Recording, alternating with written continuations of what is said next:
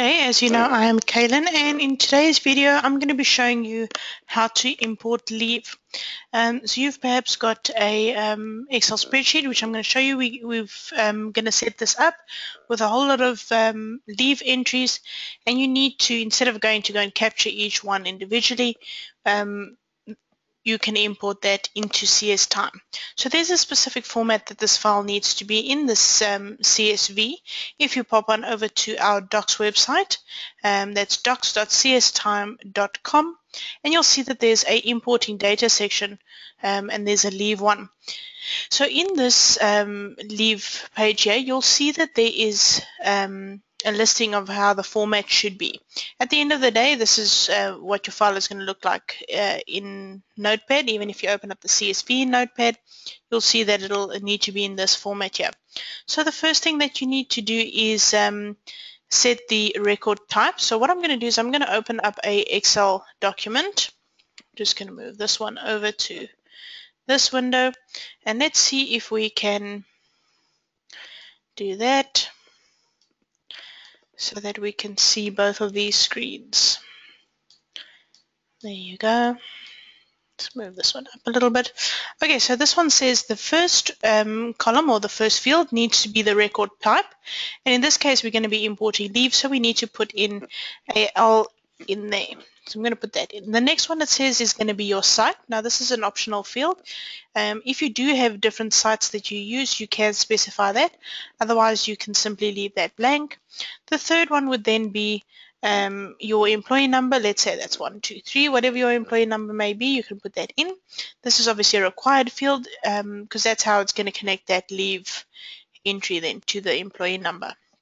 Just make sure that if you do have employee numbers, let's say it may be like 0, 1, 2, 3, that your formatting of Excel is set correctly, because obviously it'll throw that 0 away then if the format is incorrect.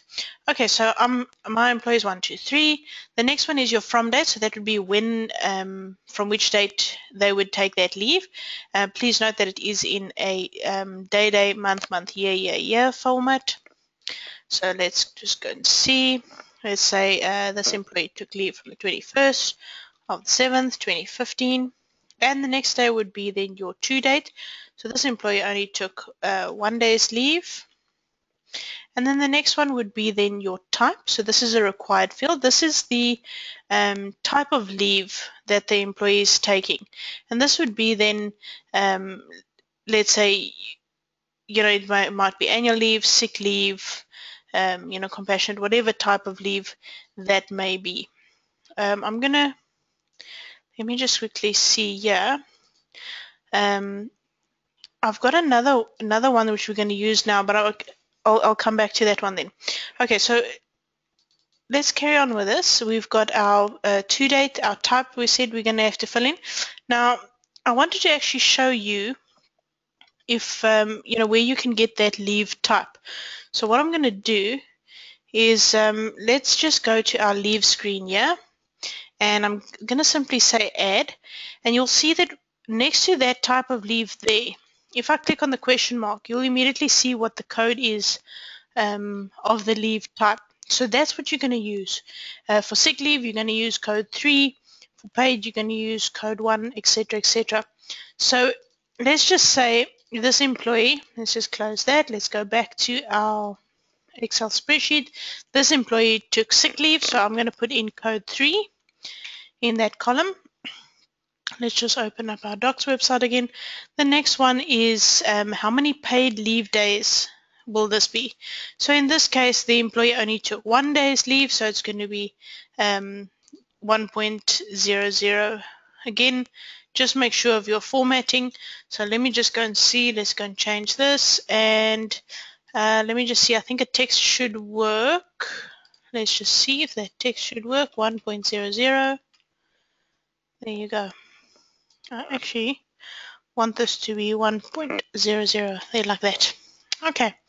The next one then is your paid sick days. So now it depends on whether you are using leave accrual or not. If you are using leave accrual, you're not going to fill in the paid sick days. It's always just going to be paid leave days. If you're using the standard, the basic leave, then when the employee actually takes sick leave, you would fill in the paid sick leave. So for now, I'm going to leave this blank, and because I've got leave accrual on my data set we're going to use. And then the next one is going to be whether it's approved or not. So this one you can set then either to a Y or to an N if it's not approved. The next step, you can fill in, again, this is an optional field. You can fill in who's it been approved by, and when was the date approved, when was this leave actually approved on, the reason for it being approved, any additional comments and stuff, and the requested on date.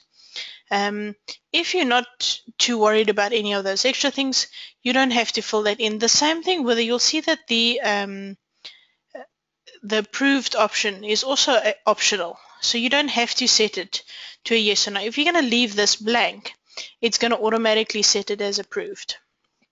So in that case, it'll import it and everything is fine there. So your minimum requirements here, I would say, is from column A to G there.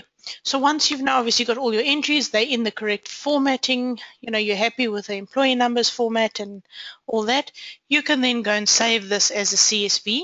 I have got a file that I have set up that we're going to use just to import.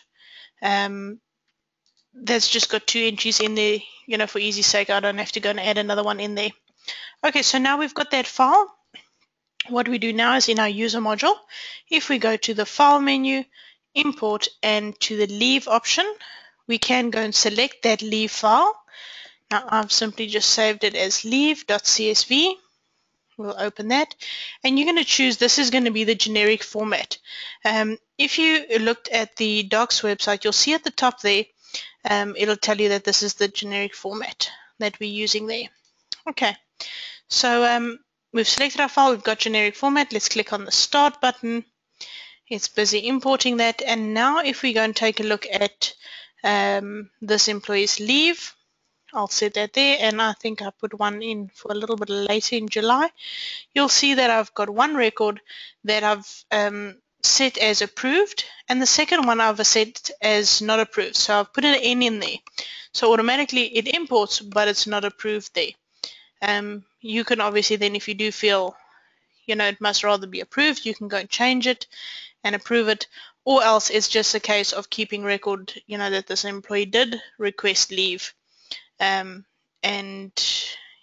it wasn't approved then.